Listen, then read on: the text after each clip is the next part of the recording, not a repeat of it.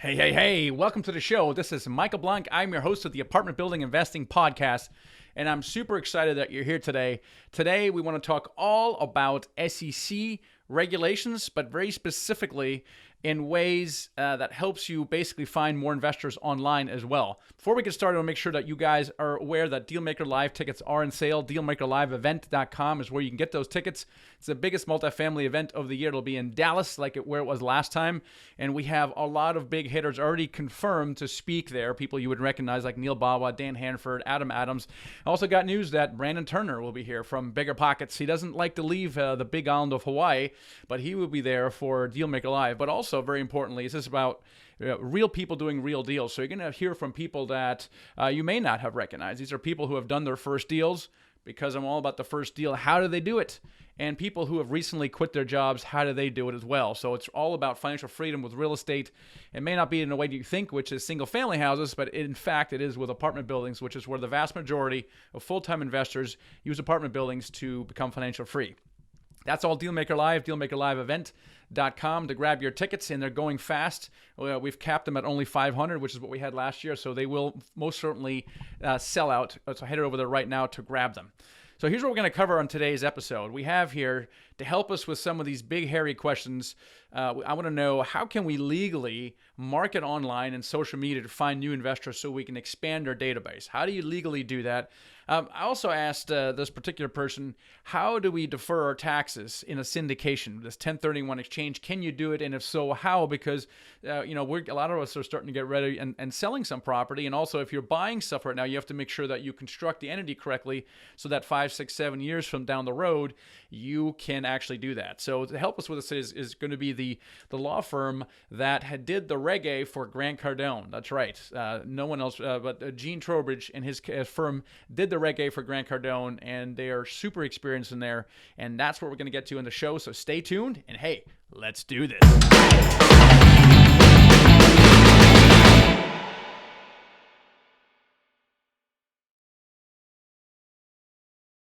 All right, before we get into the show with Jean Trowbridge here, let me ask you something. Let me know exactly what you're doing right now as you're watching and listening to this episode. So this podcast airs on iTunes in your favorite podcast player, but it's also on YouTube. So the same video, you can watch me and the guest actually going back and forth on YouTube, and a great way to gauge us in comments as well. So if you're on YouTube, that's great. If you want this on the go, then head over and download the podcast, and vice versa as well. The advantage of YouTube, of course, is that we can engage. You can ask questions and comment. So head over to YouTube to watch this interview live as well. And I'd like to know, just what are you doing right now when you're watching these podcasts or this YouTube? Are you in the gym? And if you're driving, maybe you're listening. You shouldn't be watching maybe while you're driving, but let me know on YouTube or Instagram or Facebook. So the handle is The Michael Blank on all three channels. Let me know what you're doing right now. All right, and make sure you stay safe while I'm doing that. But I'm curious to see how people are listening to our podcast or watching it on YouTube. All right, so on to our show here. We have Jean Trowbridge. He's a managing partner of Trowbridge Sidoti, and that law firm has been around for a long time. Jean's got more than a few gray hairs, been doing this a long time. They concentrate on syndications and crowdfunding. And together with his partner, Jillian Sidoti, they've done well over $1.5 billion of equity raised. And in fact, for some of their crowdfunding clients and Reg A clients like Grant Cardone, that's right, they did the Reg A for Grant Cardone. They've actually been involved in raising parts of the equity as well. So they do a lot of sophisticated transactions each and every month. And so when it comes to real estate syndications and crowdfunding, Jean knows what he's talking about. So in this episode, we're going to go deep on two things essentially. How can we raise money legally online and in social media? And how do we set up our entities to basically be able to tax defer these things? And what do we have to pay attention to up front and as we exit? And also, he's giving away a copy of his free book for our listeners and viewers as well. So let's get right into the interview with Jean Trowbridge. Here we go. Jean, welcome to the show today. Hey, thank you, Michael. Nice to be with you. It was great hanging out with you a little bit, getting to know you a little bit more in some events. And, it's been a while since we had an SEC attorney on the show, and you certainly are very qualified. And there's a few questions on my mind that I wanted to ask you today, and I know you are more prepared to answer them. But one of the things that's very relevant to me, as well as so many other people, is I know I need to find more investors. And the question is, how do you do that in an age of social media, online marketing, where everyone's doing Facebook and social media and SEO and all kind of stuff. It's all great, but you can't just legally go out and start advertising and finding investors. And so there's a kind of a illegal way to do it and a more legal way to do it. And it can be done, but you have to really pay attention to some of the details. Can you help guide us with doing that legally? Sure. There are two ways that you can flat out advertise. And let's talk about that first. You can do a Regulation A plus that some of your listeners will know some of the people who are doing Reg A's, and they're advertising on all their social media. Like Grant Cardone, we had him on a show recently. I know you guys have done work for Grant Cardone, so there's Grant, and he's pounding right. So that's a Reg A. That's a Reg A, and yes, we do his Reg A legal work, and he came to us because he wants to stand up in front of 10, 15,000 people and all through his social media and say, invest with me. Okay, and that works with a Reg A plus. I'm going to use the word permit. It's not really a permit, but that's what everyone understands. A permit from the SEC to go out and raise money that way. We have no requirements about whether you're accredited, you're sophisticated, non-accredited. You can just take everyone. The simple rule is on suitability. Generally, we want someone who has a net worth of $35,000 and doesn't invest more than 10% of their net worth. So you can see it's a huge game. Now, before everyone calls you and says, I want a Reg A, let's couch that a little bit, because it takes a long time and it costs a lot of money to get this done. Can you just put this in perspective before people start calling 1-800-CALL-GENE to set up their Reg A? $50,000 to $100,000, 4 to 6 months. Right. So I'm kind of talking about, I was thinking about how long did it take us to get the permit for Grant? And it really is, sometimes it's even longer than that if you're more avant-garde about what you're going to do, because the SEC is going to read every word and approve it. And so that's not for everyone. It's for someone who has a huge database, a huge social network, or is standing up in front of people and they don't want to be restricted, so they just use Reg A. For most of us, the other way you can advertise, and as I said, there are only two in the private space, is Regulation D, Rule 506C. And 506C says you can do anything you want. You stand up in front of all the people, do social media, do anything you want, hot air balloons. Doesn't make any difference what you do, as long as you limit your investors to investors who are accredited. Right. And so that's the requirement. You raise as much money as you want, as many people, and advertise. There's no restriction, but you have to take steps to be reasonably assured that everyone's accredited. Yeah, and I think a lot of listeners are already kind of familiar with that. The bigger question is, before we get into the alternative, which is 506B, why don't more syndicators do 506C? Do you think? Well, that's a good question, because the latest word out from the SEC is about 90% of the money that's raised in the private placement market, which is about 1.8 trillion under Reg D, is 506B. So there's only 10% raised in 506C. And I have a couple of reasons I've found out for that. Number one, all of our experienced, sophisticated sponsors actually have all the investors they need. They don't need more investors. They don't want to take a risk of trying to raise money from people that they don't know, who will upset the apple cart. They just don't need it. Secondly, if I've been going along doing Regulation 506B, and Michael, there's just the check the box. Are you accredited? All the accredited investor has to do is check the box, because we know them. So if you came to me and said, Gene, invest in this, and you give me the subscription agreement, and I check the box that I'm accredited, you should know me well enough to know if that makes sense. Okay. You don't really have to police it. Whatever I say goes, but you should know. In advertising, you don't know. So they make you do some third-party verifications. And Michael, a lot of these accredited investors who've been investing with a particular sponsor for a while don't want to do that third-party accreditation.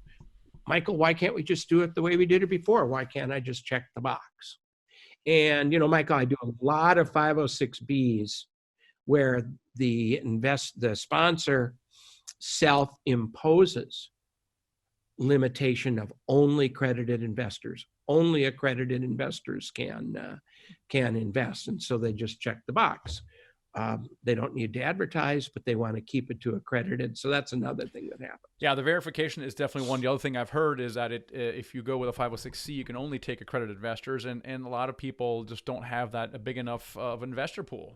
They're just glad to get someone who wants to invest the $50,000, whether they're accredited or not. And so it limits the pool. What I've also found is that people who have really raised tens of millions of dollars sometimes now gravitate towards 506C because they do have a much larger pool of investors. And to them, it's more important to have quality investors over quantity. Mm-hmm. And that's one of the reasons we see it as well. But let's talk about 506B because it's typically something that most of us are using.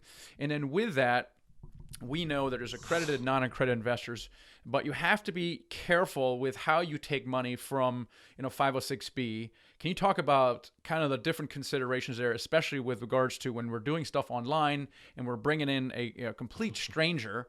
At what point can we, what do we have to do to be able to present them with a deal? I think that's where we want to get to right now.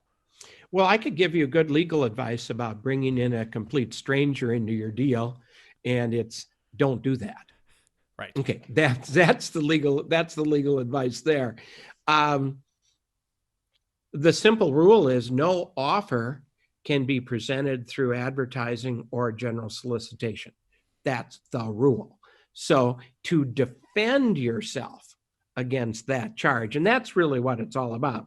We need to make sure that if we're ever charged for advertising in a 506B, which will blow our exemption, which means we should have gone to the SEC for full registration, we need to counter that charge. And there are a couple of ways of doing that. The way I'm going to talk about today is two words that work together, and it's preexisting and substantive. So those are the two words we need to do. So if you have a pre-existing relationship with an investor, you can defend yourself against advertising your offering. You're not advertising your offering. You're offering investors the opportunity to invest with you in an opportunity that you found. And you knew these investors before your offering started. In our firm, we take the position that at an LOI, we've not started an offering, because a lot of things can happen in an LOI. You're just negotiating. It may never come to fruition. Even the purchase and sale agreement, I don't believe, is the beginning of an offering, because with the purchase and sale agreement, I could decide to buy the property. I could decide to wholesale the property. I could decide a number of things. But when I sign a fee agreement with an attorney, I'm thinking that pretty much clearly defines the start of an offering. Not when the PPM is ready, not when you give the documents to anyone, but is when you sign the fee agreement. And I know that from the days I raised money using the broker-dealer network. The broker-dealer network always felt that an offering started when they signed a contract with me to do the due diligence. Because once they start the due diligence, if everything comes right, it moves right to an offer.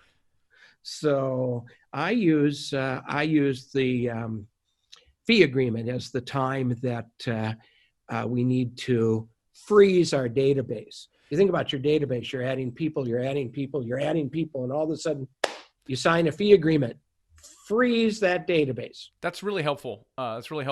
Gene, to define that moment in time. And it's hard to pin down attorneys, and I can't believe I was able to pin you down with a time frame. So that's fantastic.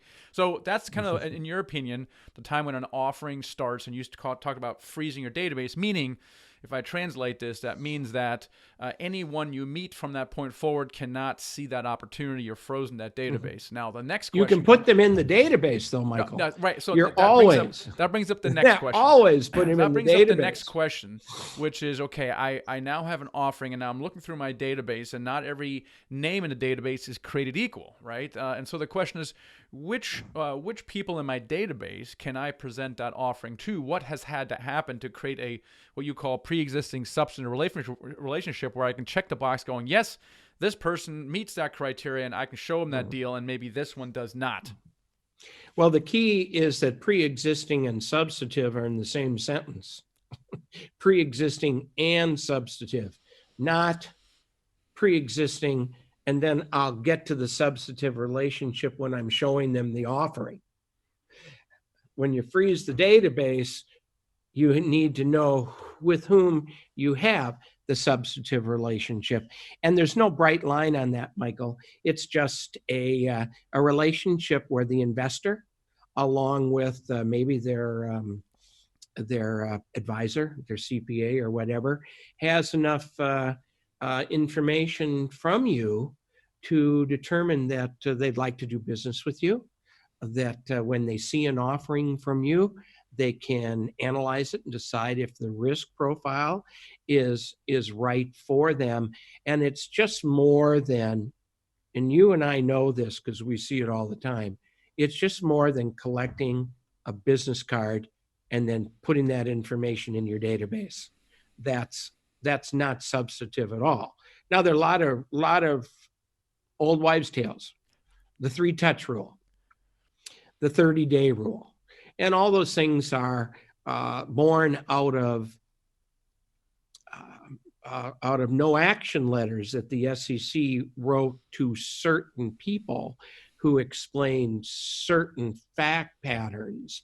And the SEC said, well, yes, if in fact that's what you do, you'll be okay. But it's not a blanket rule. Unless you knew what that person or that company did, you wouldn't know what their 3 touches were. And it's not, breakfast in the morning, lunch, and dinner, Michael. That, although it could be. There's nothing that says you couldn't develop a substantive relationship with someone if you spent the whole day with them and maybe half of the day. Right. It's nebulous, but it's not just because you're in the database. Yeah, that is correct. We were certainly just by downloading some kind of special report I might have is not a substantive pre-existing relationship. Now, we as syndicators hang quite a few hats on this no action letter that you refer to because it's like the one piece that we actually have. And so now I'm having trouble pinning you down on a particular thing, which is fine. So it is not a hard and fast rule that says, hey, here's the exact 4 things you need to create a substantive pre-existing relationship. However, we do know from this no action letter that there are certain interactions that increase the probability of defending oneself against such accusations of basically not having a pre-existing relationship. For example, in our world, we want to make sure that we send them at least a few emails. But the thing that's important for us is that we connect them by phone, because we feel like connecting them by phone, they have a chance to ask us questions. We can ask them questions. And some people, we can say, hey, look, you're investing 80% of your net worth. It's probably not a good idea. And so now we can say, my gosh, and then you're adding the 30-day rule to that, right? And you add it all together and you're like, man, I'm feeling pretty good about creating substantive pre-existing relationships. But like you said, it could be more or it could be less. There's no 30-day rule. There was a 30-day rule that came out of a no action letter granted to IPO Net many years ago, and what they were doing is they were online, they were building a database by attracting people to the generic message that they had. People would sign a questionnaire, would get inside of the website, would be added to the database, and to prevent being accused of advertising, they put actually what they did is they put a deal that says, you're not going to be able to invest in anything we're offering today. You have to wait till the next one. That's cool. Another company came out called Lamp Technology, and said, we only have one offering. It's going to be there for 3 years. We can't do what IPO Net does. but we're going to put a self-imposed 30-day time frame from the time you come in to the database. You can't invest with us for 30 days. And in 30 days, I'm going to tell you what we're going to do to build this relationship. But there's no 30-day rule. You get your business card on March 2nd, and on April 3rd, can you sell these people something if you've never talked to them? No. Yeah, I mean, the lesson here is you can't just get someone on a business card or from something that they download and send and show them a deal. And everyone literally agrees that is totally illegal. You can't do that. Right. And exactly what you do from that point on is a little hazy, but in my opinion, the more you do with a particular person that comes into your world, the more interactions you have, the more defensible it is. And in my opinion, it also serves the investor and you a lot more, because some investors you don't want to have as an investor, and it actually serves you to know those investors, and I think also to the investor to make sure there's a high degree of compatibility with what they're looking for and what you're offering as well. Any other closing thoughts on that one, Jean? Yeah, there are actually two rules. The one rule is you can't make an offer to sell through solicitation or advertising if you're doing a 506B. That's not how your offer can be made. And number two, you have to have a record-keeping system. So if you are asked, you can prove that the investor's relationship was pre-existing. So in many, many cases, the SEC has agreed with an introductory questionnaire. I call it a pre-qualification questionnaire that we give all of our clients, and whenever they meet someone, they email it to them. I don't know if they walk around with a pad of pre-qualification questionnaires that they rip off and give to people at RIA meetings, but they could. And then you get the questionnaire back. Two things. The questionnaire is a sales pitch. If I don't give you the questionnaire back, I'm just not that into you, okay? And number two, the questionnaire is signed and dated by the potential client, which helps establish the pre-existing relationship. I love that. All right, guys. I hope you guys found that useful to listen to this or watching this on YouTube. Great advice from Jean. Jean, I want to kind of pivot a little bit to another question, and I know this is something that you are somewhat passionate about as well, talking about tax-deferred strategies from a legal perspective. And many of us know this thing called a 1031 exchange, which allows us to kick the tax can down the road, if you will, which is super, except for the fact that it's really difficult to do in the syndication. Meaning the complication is that if I have a syndication and I want to sell, and not all of my limited partners want to do a 1031 exchange, I'm kind of stuck. And now I have to pay taxes because I can't convince everybody else to come along with me.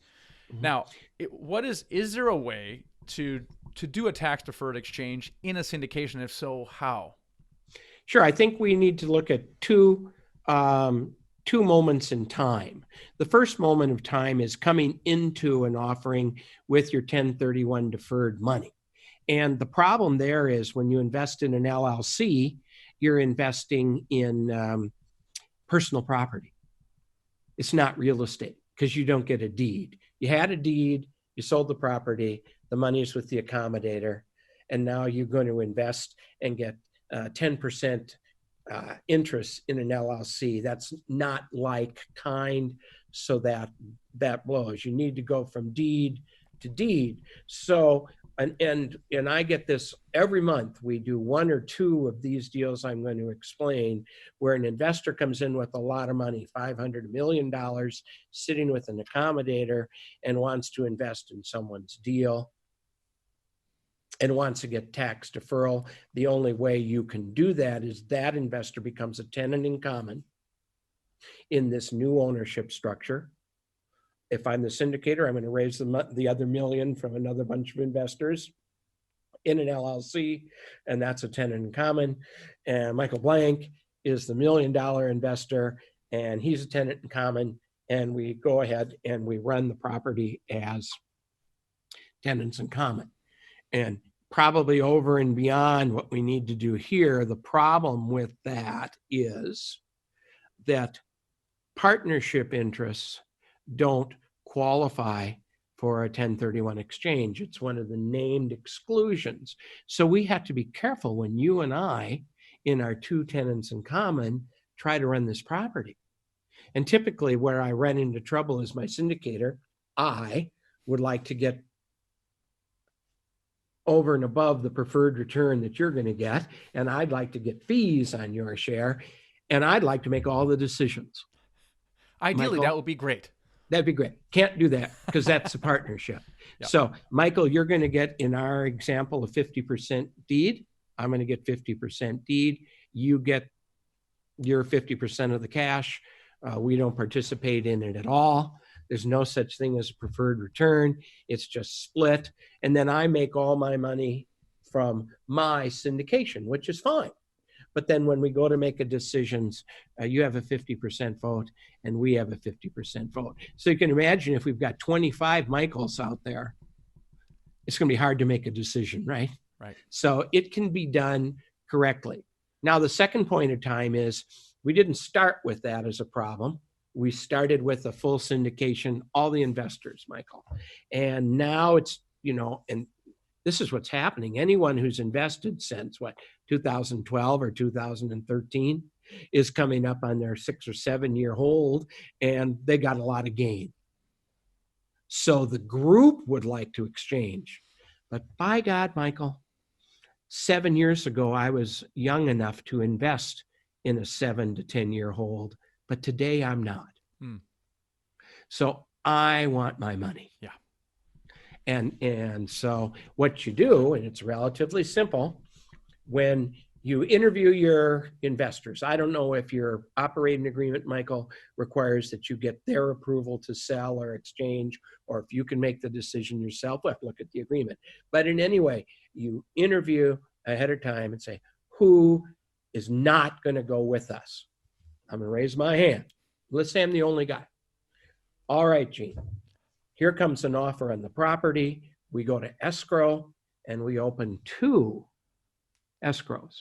We open an escrow for my money. Okay. So when the closing takes place, the money that's going to go to me goes into a separate account. And then the money that's going to be used for an exchange goes to the exchange accommodator's account. The escrow sends me my check. I pay my taxes. Fine. The other investors buy in the same LLC, unless there's some problem with that. The lender buys a new deed and we go forward. Simple, easy to do, but you need to have this interview ahead of time, Michael. Does it make sense? Yeah, it does make a lot of sense. So I think the only complicating factor is that you're using the same LC to buy another project, and that probably makes sense if the majority of the limited partners want to move forward with it. If not, it's going to be an uphill battle potentially. But if you're short, let's say 60% of the LPs decide to move forward, and your 40 are going to drop out. Mm-hmm. Your operating agreement and could allow for bringing on new members for that LLC to round to make up the shortfall. We're talking IRS here to start with.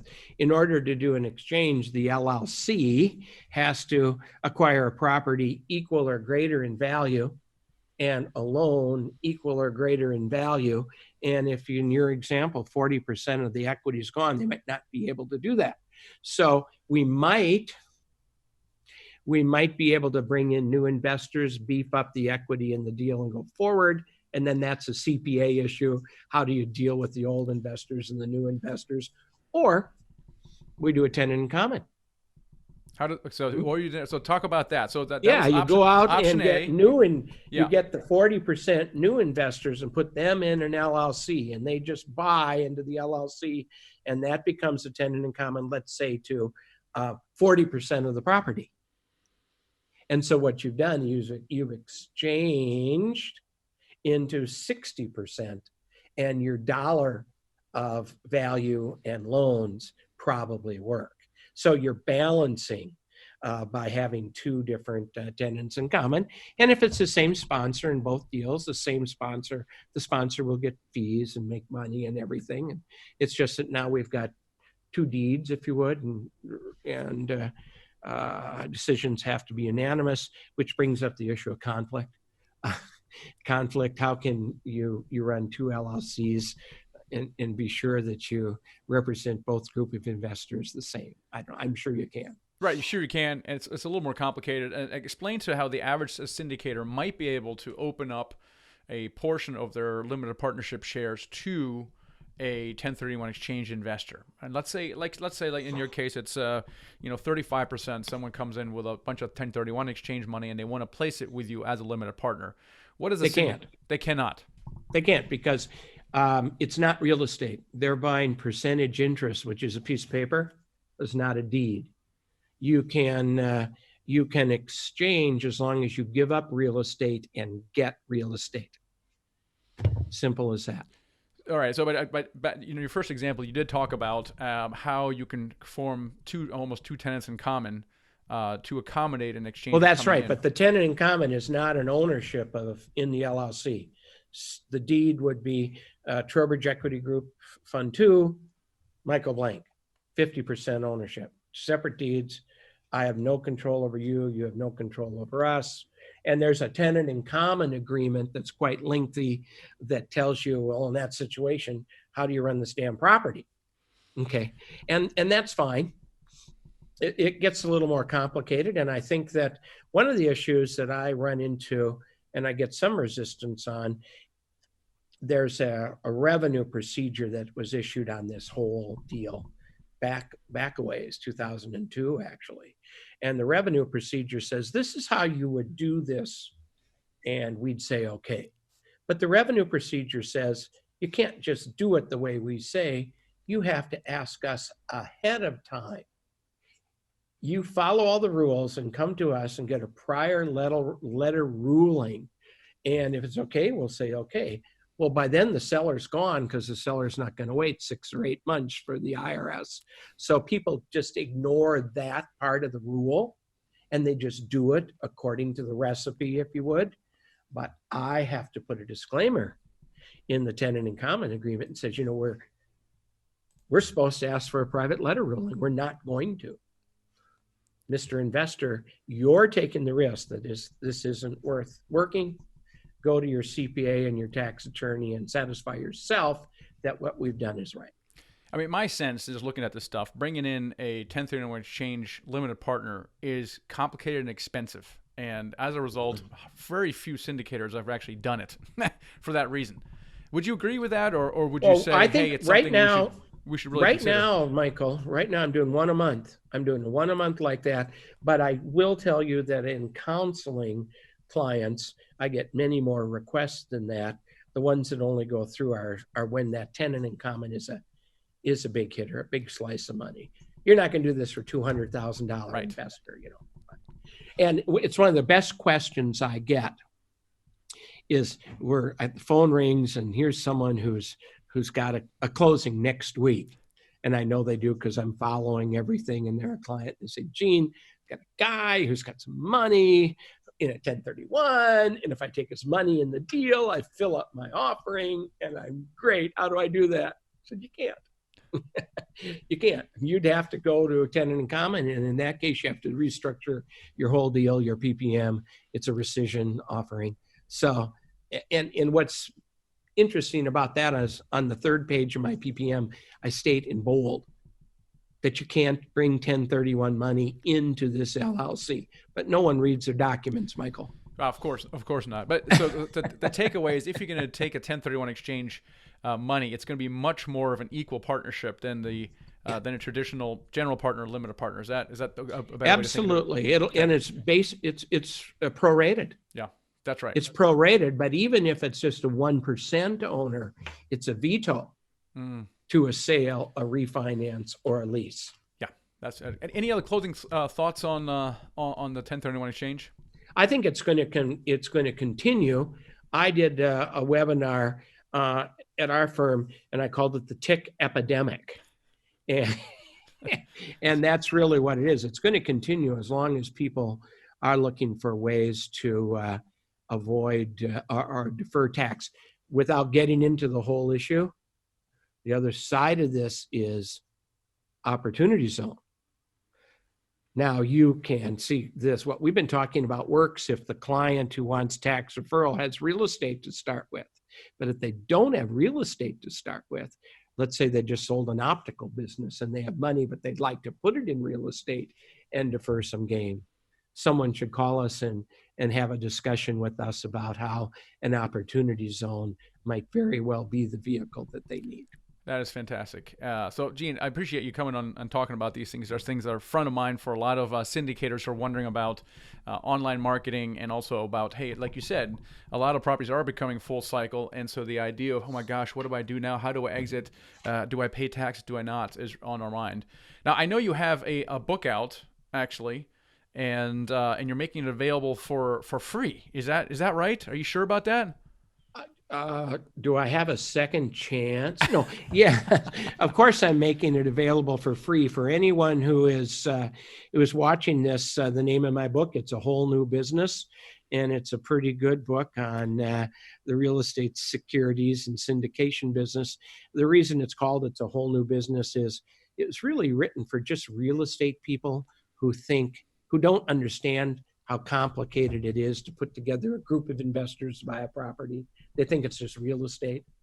No, we're moving you into the securities world, which is a whole new business. Yeah, it's a great little book. And how are they going to get that book, Michael? Yeah, I'll let you know. But I did look at the book, and it is very comprehensive. This is not your 9-page ebook. I mean, it's a full blown book, and you talk about what entities to use, security laws that you need to know about, income tax and accounting issues, how sponsors can legally get paid, how to put a syndication together. And so I appreciate you making this available, because normally it's not available for free, and it's available to listeners only. It's at so here's how you get it. You go to themichaelblank.com/Gene. It's themichaelblank.com/Gene. Now, you do have to provide your email address, but you're getting Gene's book for free. Okay, so this is a way that he can build his business as well. And I appreciate you really offering this fantastic book for free to our listeners and watchers. So, Gene, you're welcome. Thank you so much for being on the show. It was a real pleasure to have you. Thank you, Michael. All right, several lessons that I took away from today's show for you note takers. Two things I really remember. One is you got to build a pre-existing substantive relationship with the people that you raise money from. All right, you can't just grab someone's business card and the next day show them a deal. You can't just have someone stumble on your website, download whatever you have, or join your newsletter, and then next day show them a deal. You're violating SEC regulations. There's a way to build pre-existing substantive relationships even online. In fact, I have a training I recorded a very short while ago. You can get it at themichaelblank.com/platform.